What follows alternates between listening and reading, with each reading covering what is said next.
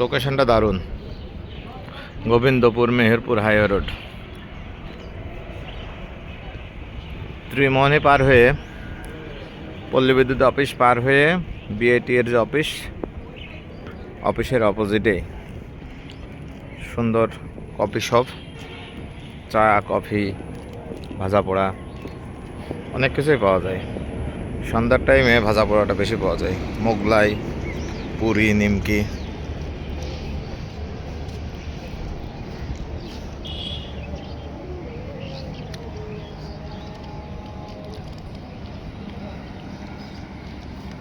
অসাধারণ জায়গা, প্রেমিক প্রেমিকাদের জন্য খুবই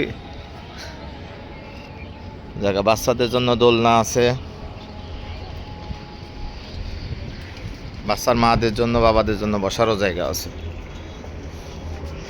এই পাশটা দেখলে মনে হয় যে পুরোটা গ্রাম।